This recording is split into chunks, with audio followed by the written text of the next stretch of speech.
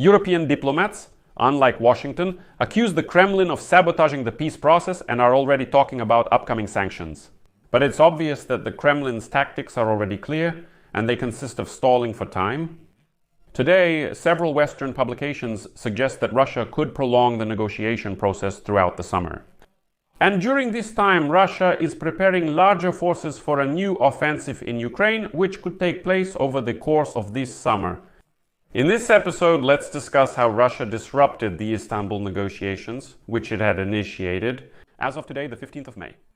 And let's discuss the information that is coming in regarding the preparations of the Russians for a new large-scale offensive this summer, while they will be dragging out the negotiation process. My name is Alexei Pechi. Today is May 15th.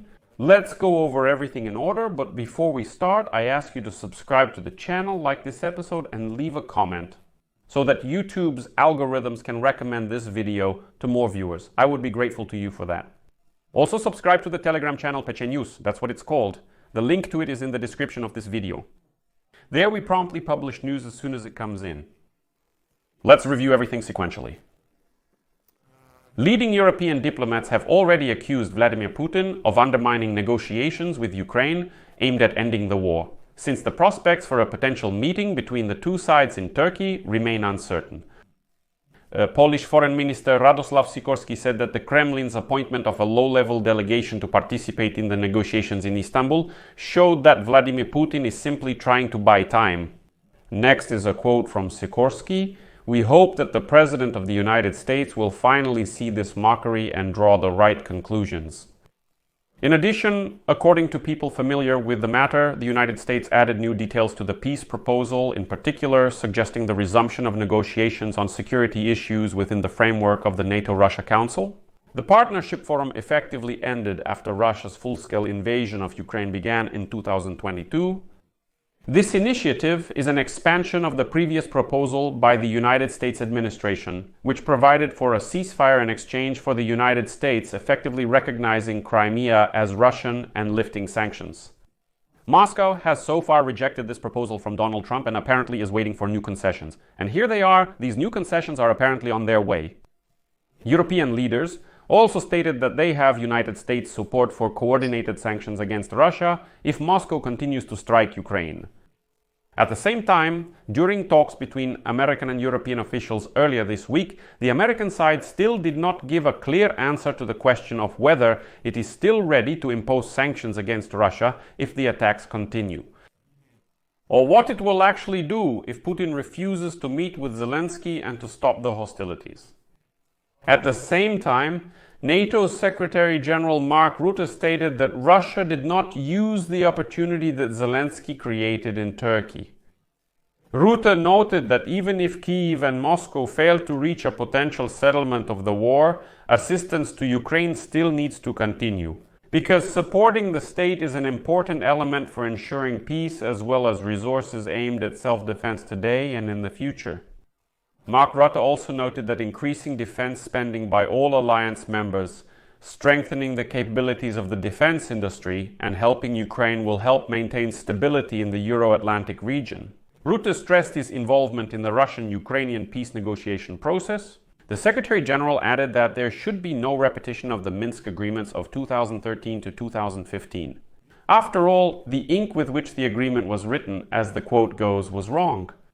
Next is a quote from Mark Rutte, and now obviously the ball is on Russia's side. The Russians are sending a low-level delegation now and are not taking advantage of the opportunity created by President Zelensky.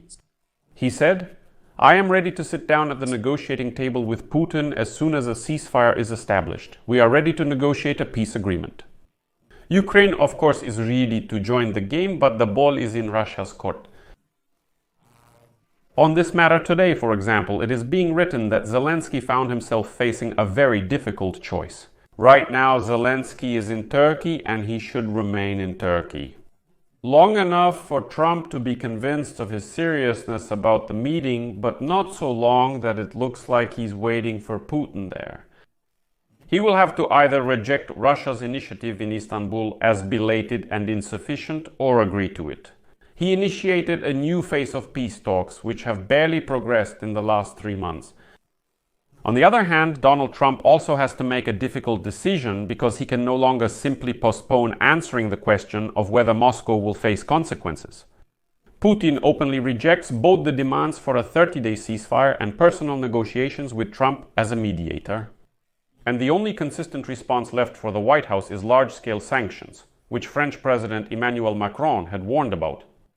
However, the first signals from Qatar, where Trump is located, indicate that Trump is probably in no hurry to acknowledge the failure of this peace process. This will probably become his most important decision in the context of this war.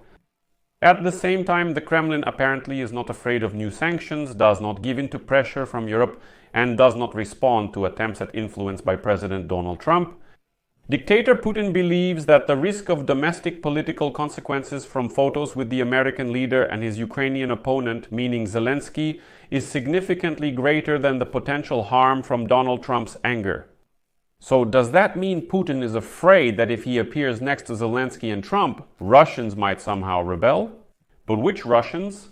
And a rebellion? That's not even close to what's really happening. But it becomes more or less clear why Russia is behaving this way if we look at other news coming from Western sources. In particular, it reports that Russians have been amassing and moving troops to the front line for several weeks now. Despite all the talks about negotiations, Russia is building up forces on the front line for a possible new offensive aimed at capturing even more Ukrainian territory. This is reported with reference to American officials, and one of the sources said that Russian commanders are trying to gather larger forces, adding that the likely offensive will be focused on capturing more territory in eastern Ukraine. As an American official stated, quote, Putin will try to seize any land he can get up to the outskirts of Kyiv. The Russians are making every effort to get everything they can. The report highlights that these efforts are occurring despite resource scarcity in Ukraine's armed forces. In particular, according to United States estimates, it is specifically Ukrainian drones and the effectiveness of their minefields that are holding Russia back, despite its significant advantage in manpower. Both in eastern Ukraine and in Russia's Kursk region, where Ukrainian forces are still holding a bridgehead. Let me remind you, Putin stated just a few weeks ago that they had completely liberated the Kursk region. Russia, meanwhile, faces challenges in gathering its desired forces. At the same time, according to the United States, there are no signs that North Korea is capable of significantly increasing the number of its troops in Ukraine and in the Kursk region after losing thousands of its soldiers in combat. However, over the past few weeks, the United States has recorded minor changes in Russia's military objectives. In particular, the Russians are moving a significant number of troops and equipment to positions just a few dozen kilometers from the front line. At the same time, Ukrainian military officials say that Russian troops have already effectively begun their summer offensive campaign, so there is absolutely no reason to expect a ceasefire in the near future. And now he is already writing about the fact that Russia has the ability to prolong negotiations throughout the summer months. As the publication writes, the presence of Putin at the negotiations seemed unlikely from the very beginning. He never said he would come, but the Kremlin took a 2-day pause, refusing to reveal the composition of its team. Meanwhile, Trump continued to hint during his trip to the Persian Gulf countries that he might come to Turkey if he considers it useful. Today, Trump has already withdrawn from these words. Western allies of Zelensky urged the Ukrainian president to send a delegation to Istanbul, despite the fact that Putin lowered the level of the negotiations he proposed. And many saw the composition of the Russian delegation as evidence that Putin had not abandoned his tough demands on Ukraine, particularly regarding the limitation of its armed forces. Well, as the Washington Post writes today, quote, the chances for a peaceful outcome of this round of negotiations dropped sharply after Putin announced his negotiators. If something doesn't change drastically today, which is unlikely, then this group of negotiators is a signal that Putin has chosen war over de-escalation. In addition, as the publication writes, Putin's latest tactic threatens that Russia will drag out the negotiations all summer, at the same time preparing a new offensive in Ukraine after months of exhausting war, ignoring calls from the United States and Europe for an immediate and unconditional ceasefire. It is also added that Putin is balancing on a fine line, trying to avoid responsibility in case the peace talks fail. At the same time, laying the groundwork for Trump to halt arms and intelligence supplies to Ukraine in the future if peace talks do not make progress. In addition, the publication, already the British, writes that Putin's absence from the negotiations highlights his desire to continue the war in Ukraine, no matter the cost. Putin is unknown, as the publication writes, as a gambling person, but his decision to refuse negotiations with President Zelensky in Istanbul became a risky move that could destroy the Kremlin's relationship with President Trump. In fact, it was unlikely that even face-to-face negotiations between Putin and Zelensky in Turkey would lead to a lasting ceasefire, let alone an agreement to end the war. However, Trump, who has ambitions to win the Nobel Peace Prize and has boasted that he could end the war in a single day, sees things differently. As correspondents report, they can achieve fairly good results, said the United States President this week, suggesting that he might go to Istanbul to participate in the meeting if an agreement is on the table. In addition, they add that although negotiations between Russian and Ukrainian representatives in Istanbul may still take place, no one expects any breakthrough, not even a hint of one. Well, the question remains open here as to how Donald Trump will react to the failed negotiations. Will he blame Putin for the lost opportunity for peace? Or will he once again direct his anger at Zelensky if he refuses to sit down at the negotiating table with this small, low-level Russian delegation? After all, Putin probably considered the composition of this delegation to be something of an insult to Zelensky.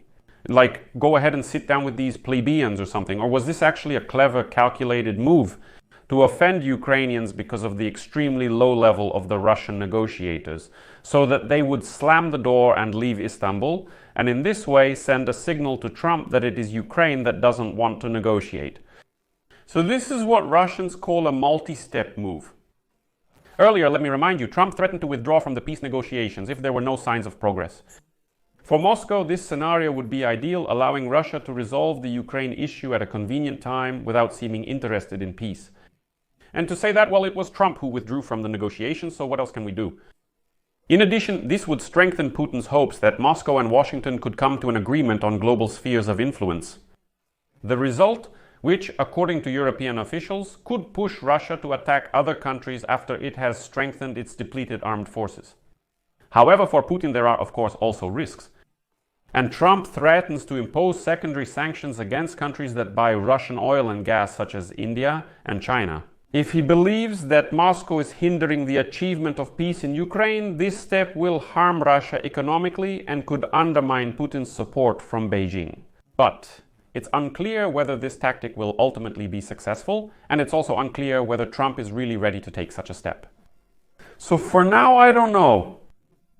It's clear to all that Putin is misleading Trump, stalling for time, and has no real intention of engaging in genuine peace negotiations.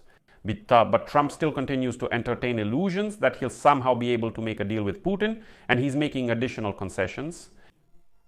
Excuse me, but when have you made yourself look like an idiot, Trump? Look, I gave you several sources, cable news network Bloomberg, Reuters, and The Times, all of which are reporting that.